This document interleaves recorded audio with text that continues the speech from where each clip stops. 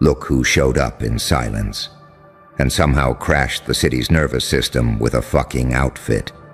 You didn't say a word, didn't raise your voice, didn't post a thing, and yet the streets are trembling like a prophecy just walked by in leather and war paint. Let's be clear. This wasn't just a look. It was a disruption, an atmospheric override, a visual middle finger to everything they believed you weren't supposed to become. You weren't dressed. You were encoded, every thread, a trigger, every color, a contradiction, every step, a glitch in their inherited programming.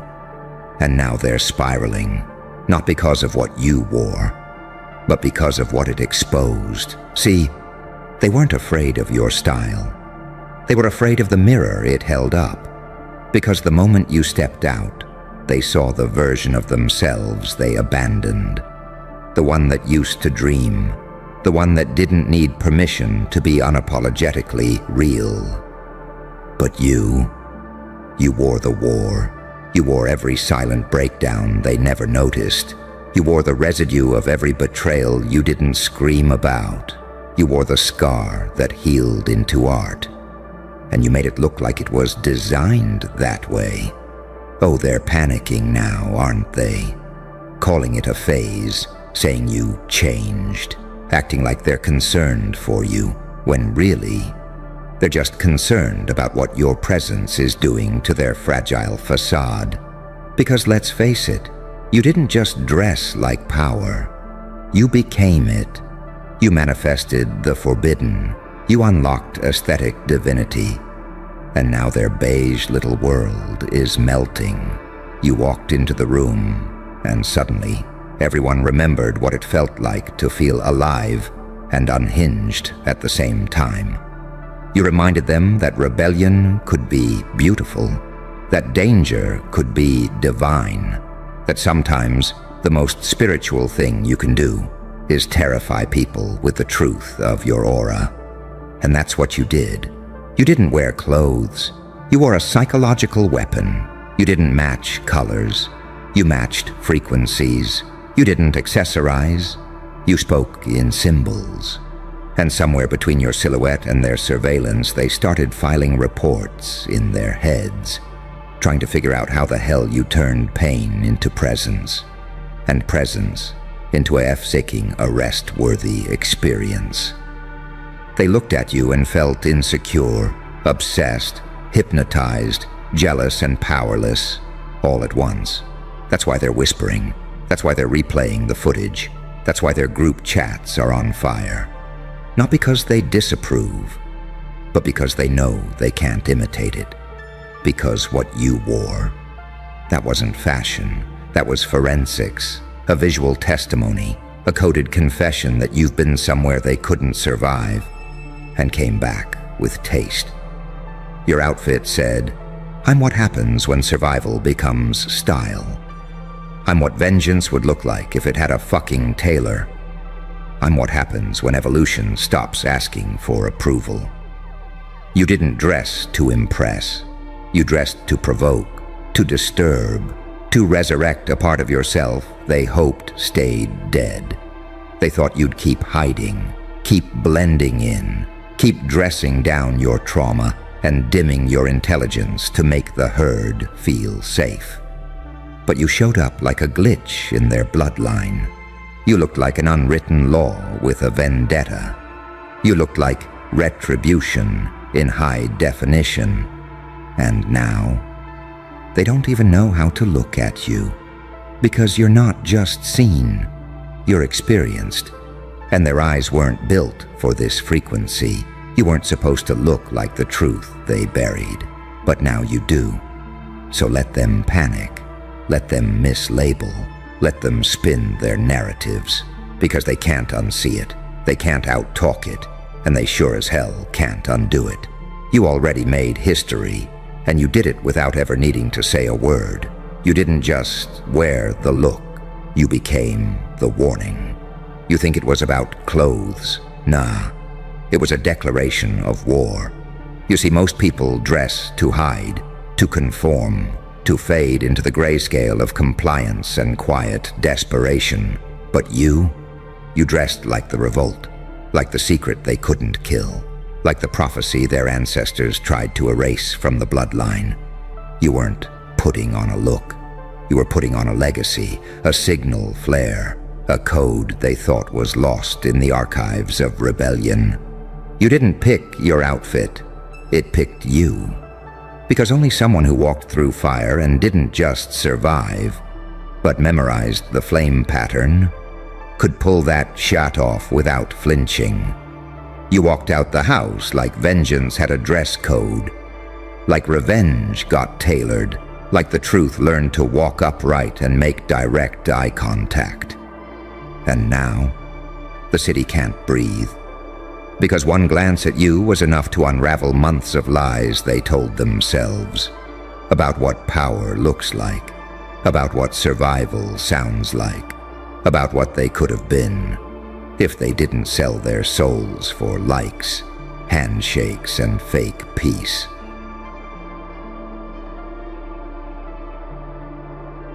They weren't ready for someone that looked like the glitch and the upgrade at the same time. They weren't ready to see fashion turned into a forensic weapon. They weren't ready for an energy so bold it made their personalities feel like blank receipts. They weren't ready to be exposed by contrast. Because you didn't just stand out. You revealed the emptiness in their uniformity. You reminded them that their chains were self-welded, that blending in was never a flex, that freedom doesn't apologize. It just shows up and makes every eye feel like it's been sleeping with the enemy. That's what you did. You walked like your past owed you silence. You glared like your pain had learned choreography. You moved like fashion was your fallback, and your soul was doing the real talking. And they felt it. They felt the judgment in your stillness. They felt the prophecy in your step. They felt the silence in your presence, louder than their entire personality. And now the alarms are ringing. Security's watching the tapes. Managers are whispering behind locked doors.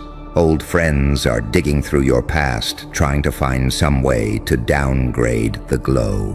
But you're just walking, just being, just existing louder than their entire existence combined, because they never knew how dangerous it could be for someone to stop needing validation and start dressing like they've already won.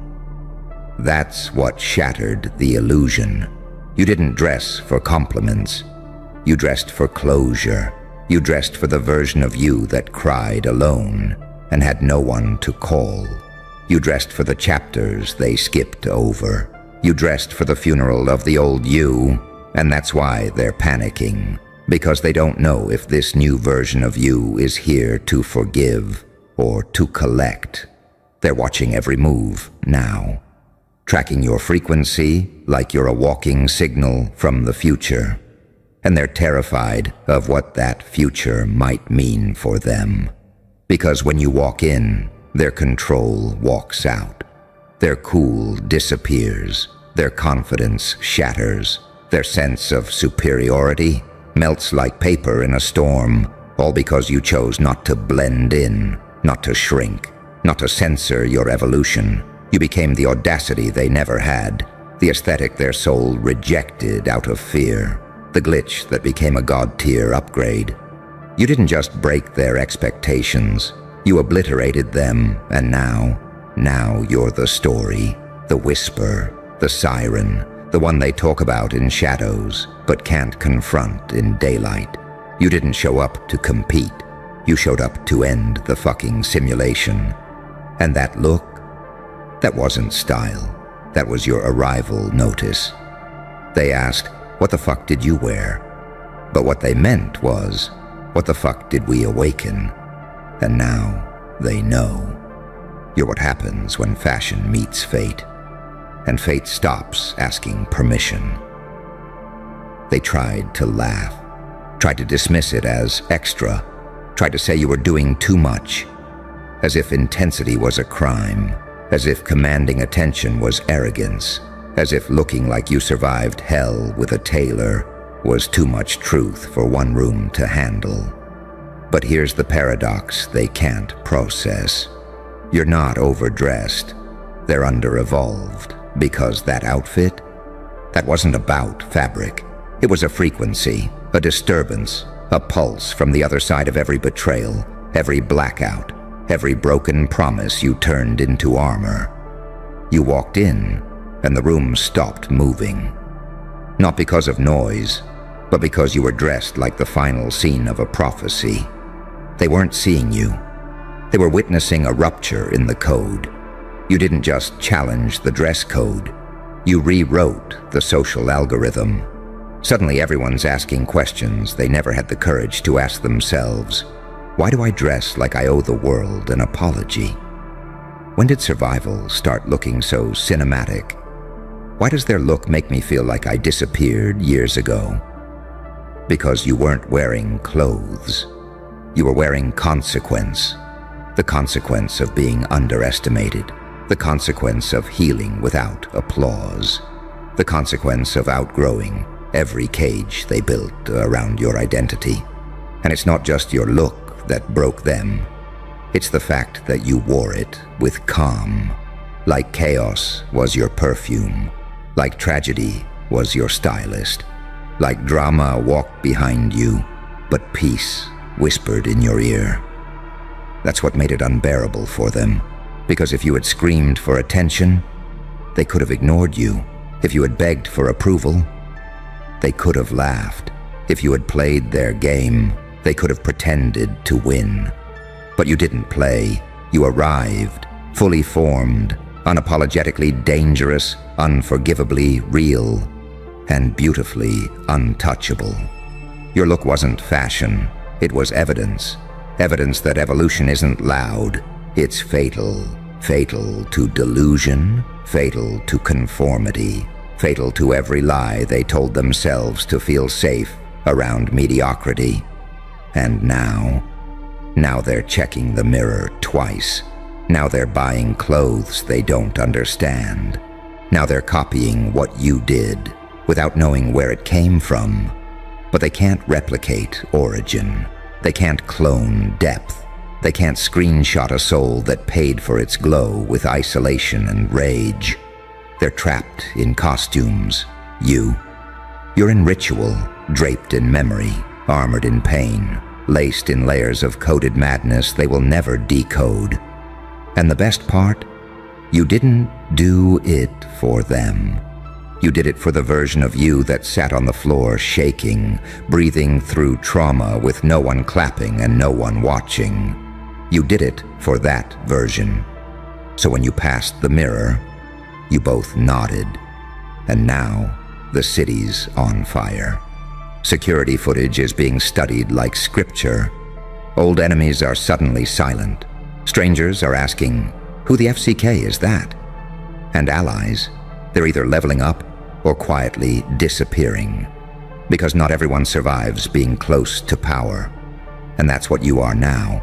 Power in form. Truth in motion. Beauty with a kill switch. You turned your look into a map back to yourself. And anyone who sees it feels two things instantly. 1, jealousy. 2, 3, judgment from a mirror that finally told the truth. 4, so let them stare. Let them glitch. Let them whisper, what the fuck did they wear? Because what you wore was freedom. And freedom is always louder than fashion, more terrifying than rebellion, and more beautiful than they were ever ready to see.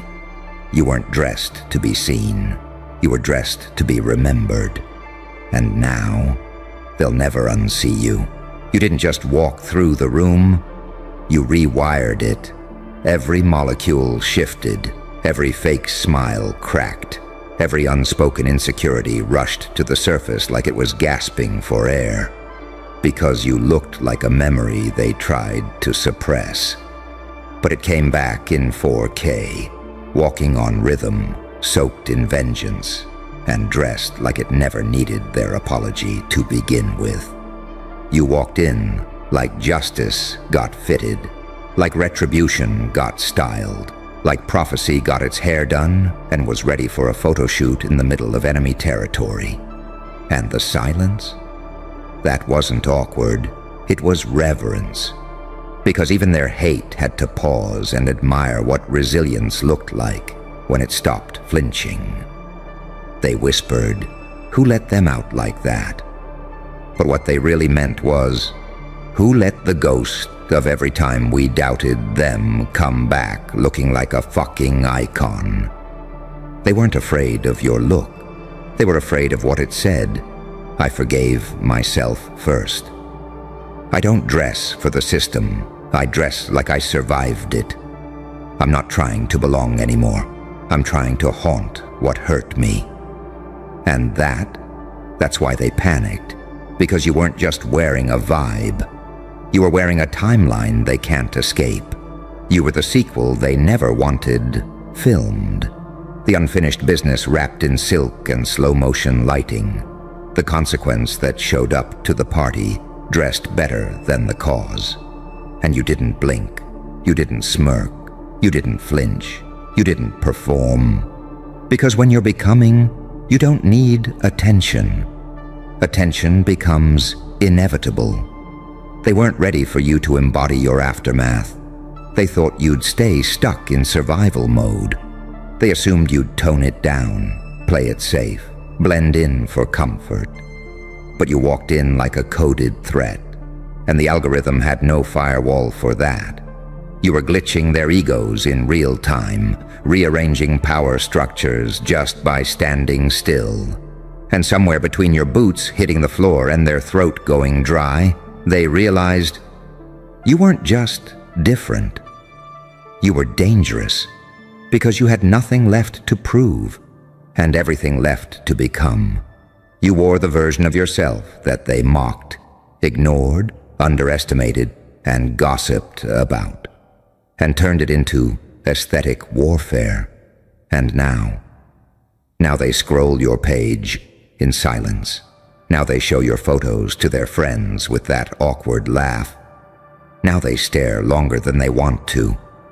Because no matter how many filters they use, they can't download your presence. You became unfollowable. Not because they don't try, but because you operate at a frequency their soul unsubscribed from a long time ago when they chose comfort over calling. And your look? That wasn't for applause. It was for alignment, for that part of you that said, no more shrinking, no more dimming, no more dressing like I owe the world an explanation for surviving it. So yeah, WTF did you wear? You wore the future. You wore the betrayal. You wore the silence. You wore the nights no one knew about. You wore every fucking version of you that got back up and said, "Not like this." And when they asked, what statement are they trying to make? They missed the truth entirely. You weren't making a statement. You were making a threat. One stitched in elegance, revenge, silence, and glow. And now they lock the door when you walk past. Now they cross the street. Now they stop breathing for half a second when they see your silhouette. Because deep down, they know. That wasn't fashion. That was a fucking warning. And this time, it came dressed like the final boss. And the most twisted part? You didn't even try. You didn't rent a stylist. You didn't beg for attention. You didn't post for approval. You didn't walk in hoping they'd notice. You walked in because you existed, and existing at your level was already too loud for a world built on fear and fakeness. You didn't just put on clothes. You triggered surveillance, not from cameras, but from souls, from eyes that don't blink when you enter, from mouths that suddenly can't form words without your name in them, from systems that flash red internally, because you didn't just change the energy of the room. You reprogrammed its entire fucking architecture. You weren't supposed to look like that. Not after what you've been through. Not after who tried to break you. Not after how many times they bet against your pulse ever stabilizing again. You were supposed to fade, supposed to tone it down, supposed to play background noise to their main character syndrome. But you didn't. You walked in like survival, graduated to throne building.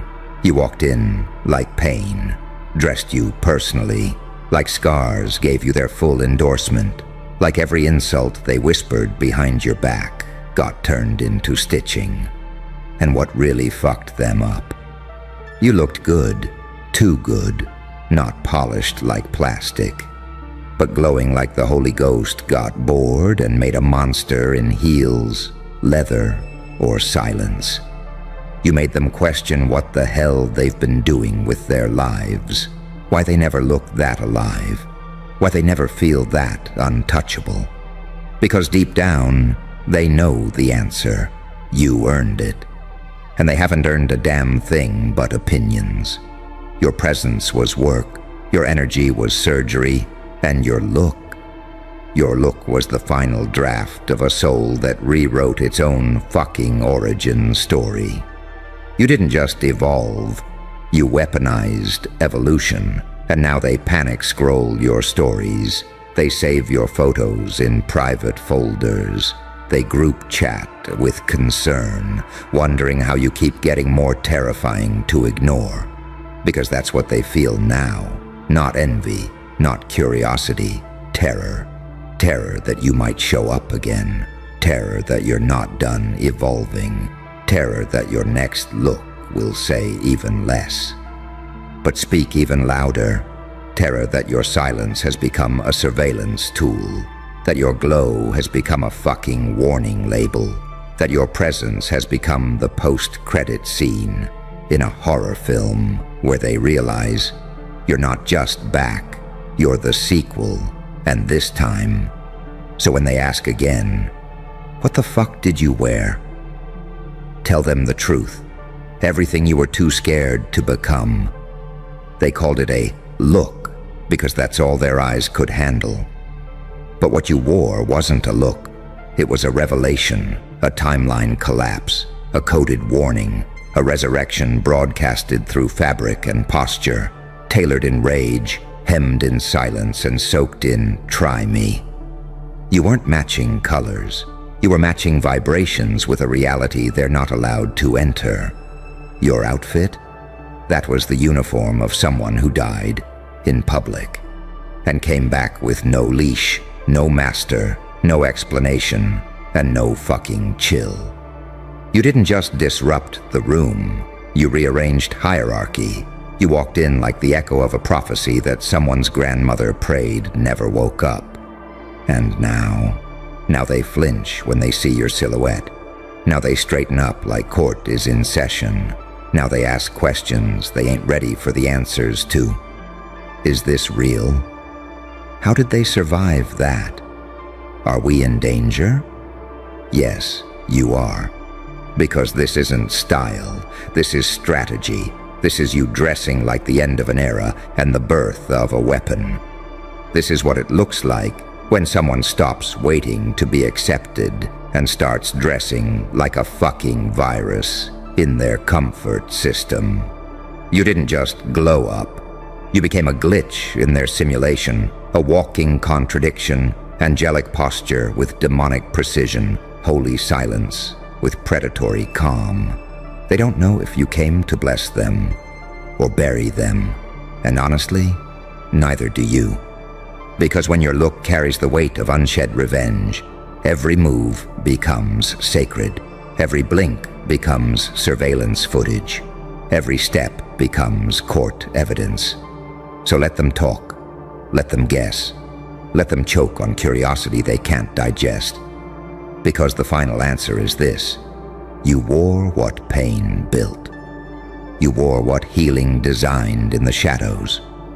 You wore what the curse tried to bury and failed. And when you walked out that door, you weren't asking for compliments. You were confirming their worst fears, that you're back, that you remember everything, that you're not hiding anymore, and most of all, that this time you're not dressing for survival, you're dressing for impact. And now, the whole city's on alert. Hey, buddy.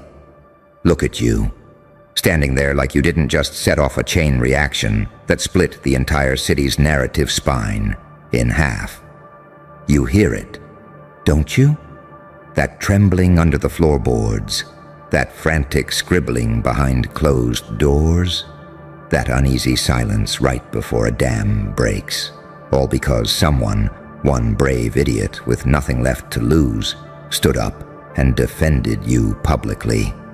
And now the whole city is scrambling for receipts they swore they burned. Oh, isn't it delicious?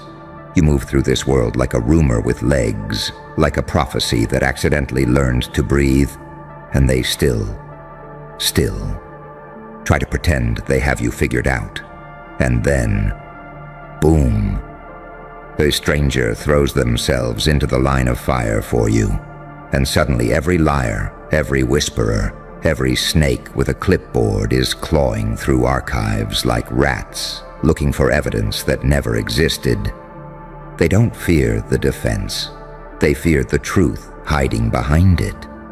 Because if someone was willing to stand up for you in broad daylight, what exactly have you survived behind the scenes? You know what's funniest? They don't even know why that person defended you. Not really. They think it's loyalty. They think it's friendship. They think it's some emotional outburst. Wrong. It was fear. A holy, bone-deep, spine-cracking fear of what you become when the world corners you. People defend storms when they realize umbrellas don't matter anymore. And you're not a person to them. You're a weather event with a pulse. So now they're tearing up floorboards, overturning file cabinets, bribing interns, hacking servers, calling in favors they swore they'd never use. Because they need something, anything, some scrap of dirt, some misstep, some grain of weakness that explains why someone would dare protect you. They want to understand you, but understanding you would require surviving you, and nobody's managed that part yet. You're too quiet, too calm, too observant, and calm terrifies people more than violence ever will. See, chaos is loud, predictable, easy to blame. But calm? Calm is the silhouette of a hand on a detonator. Calm is a storm reorganizing itself into something intelligent. Calm is the look on your face right now.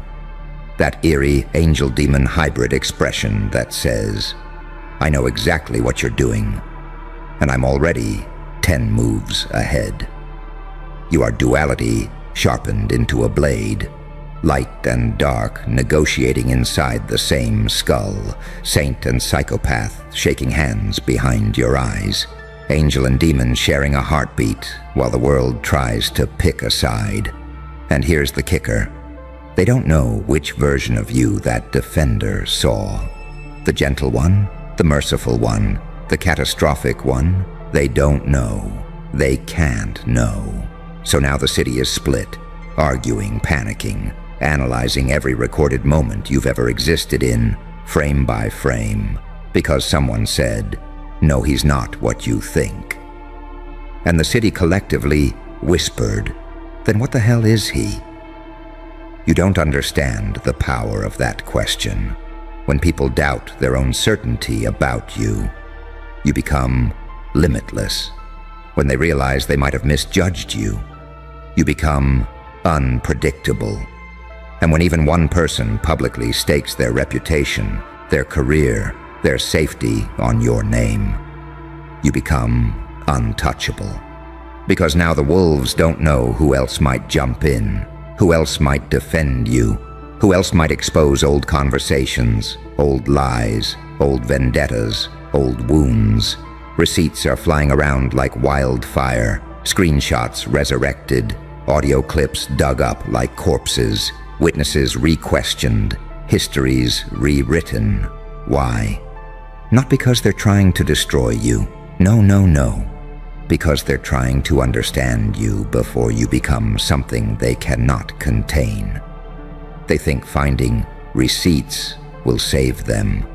But receipts only matter when someone's afraid of the truth. And you're not afraid of anything anymore. You died once, spiritually, psychologically, socially, and came back with a blueprint no one else has ever decoded. You learned pain like it was a language. You learned silence like it was a weapon. You learned unpredictability like it was a second religion. You became the paradox they cannot solve. And that is why someone defended you. Because they've seen the real you, not the mask, not the rumor, not the version filtered through gossip and fear. They saw the creature behind the curtain, the one made of equal parts mercy and annihilation, and realized if the world turned on that, the world would lose. So go on. Watch the city panic. Watch them dig for evidence, motives, contradictions, as if any of it will bring them closer to understanding the living contradiction standing in front of them. You're not their villain. You're not their hero. You're not their mystery to solve. You are the reckoning that showed up early. And the person who defended you, they only did what everyone else is secretly praying they'll never have to. Admit that you are not the one in danger. They are. Now tell me, sweetheart, do you feel it? That shift in the air? That trembling under the city's skin? They're not looking for receipts anymore. They're looking for a way out.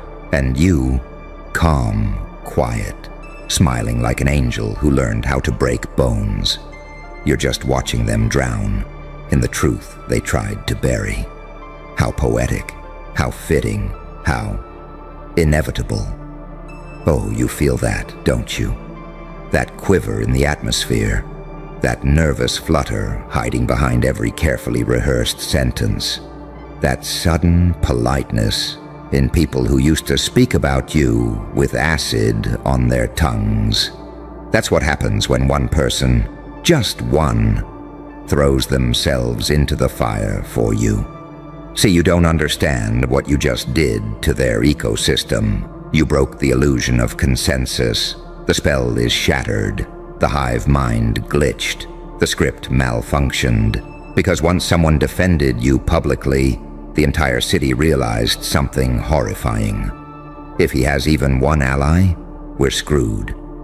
And now, they're caving in. Not out of guilt, not out of honor, out of self-preservation. Because the moment someone spoke up for you, everyone else had to ask themselves a terrifying question. What does he know about me? And that right there is where the panic began. You can hear it in the tone of their voices. You can see it in the way they avoid eye contact. You can feel it in the way their hands shake when they type your name. They're not hunting for receipts to hurt you. They're hunting for receipts to protect themselves from what happens if the truth comes out. They're terrified you might have kept your own files, your own screenshots, your own receipts, because you don't feel like someone people should mess with. You feel like a mirror, a consequence, a living archive, and nothing frightens a liar more than a mirror that remembers. But here's the paradox that makes you so dangerous. You're not vengeful. You're not obsessed with payback. You're not keeping score. Because you don't need to.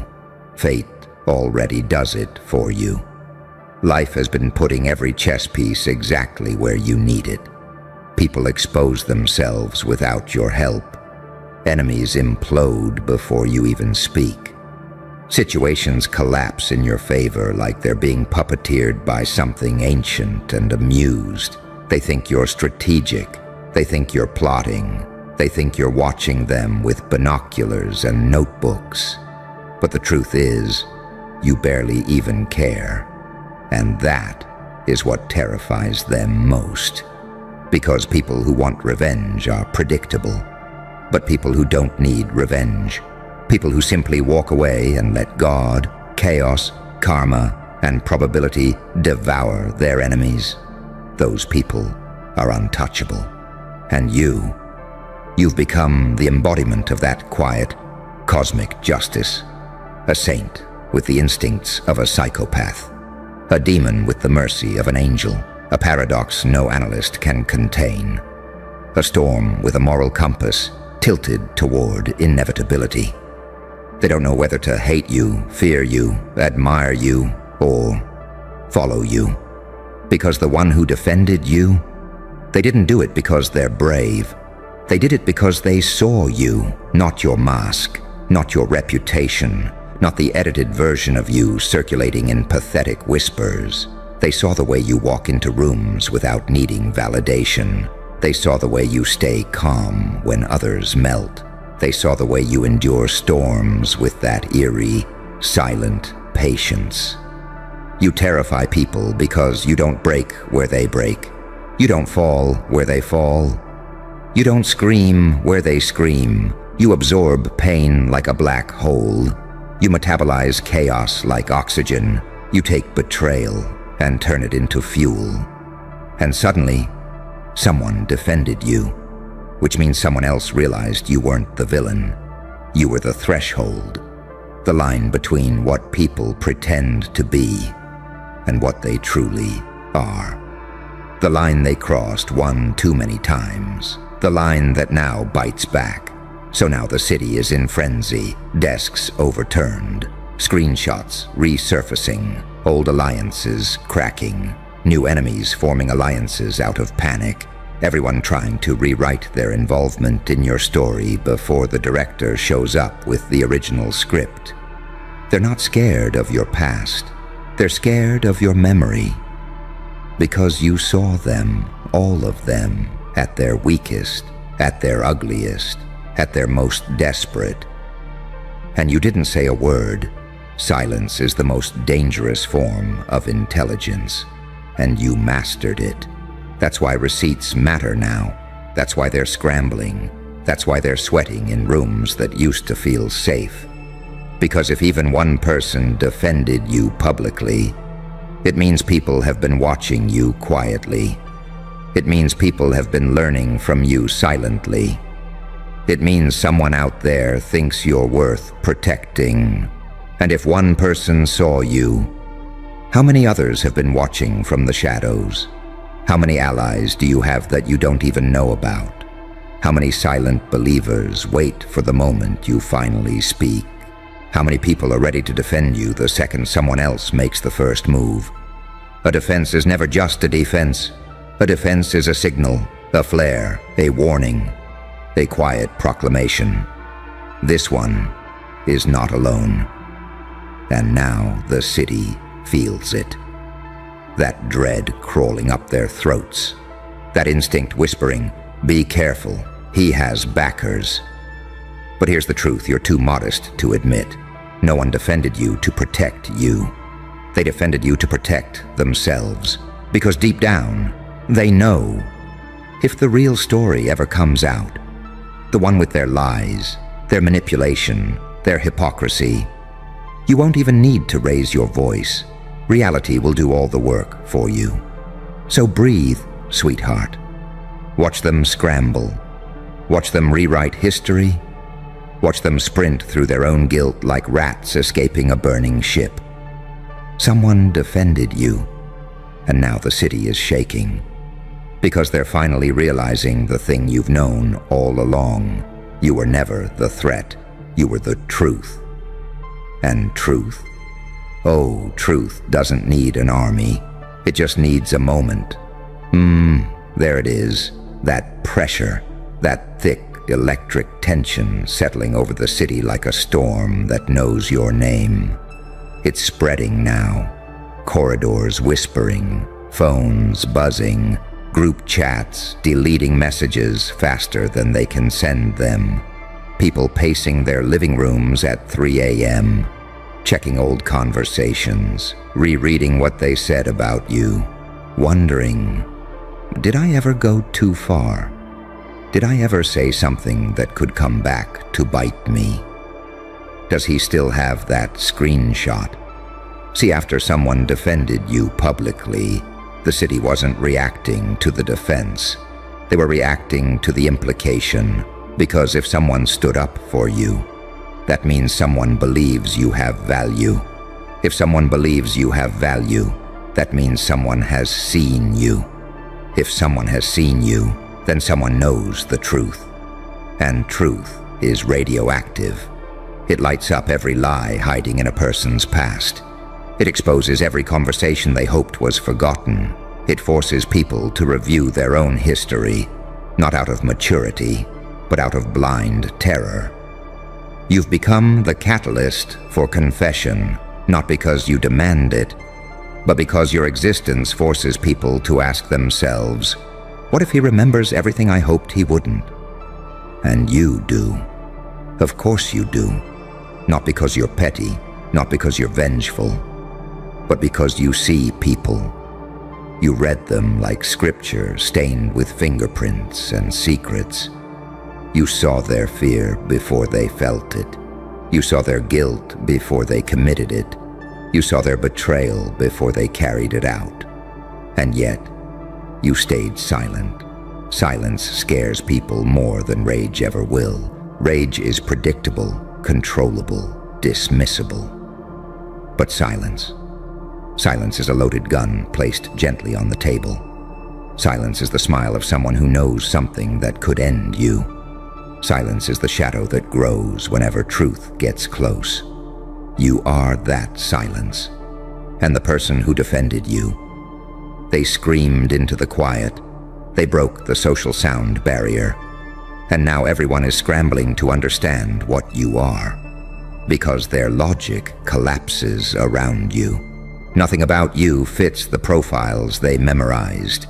You're too gentle to be a villain, too dangerous to be harmless, too calm to be innocent, too intelligent to be underestimated, too unpredictable to be categorized. You're a contradiction they can't mathematically solve. And contradictions terrify small minds. You walk into a room and their subconscious flinches, not because of who you are, but because of what you've survived. People who've walked through fire speak differently. They move differently, they breathe differently, and you carry the kind of calm that only comes from dying, emotionally, spiritually, socially, and resurrecting with a clarity that burns. They can't understand that. They can't label that. So instead, they investigate it.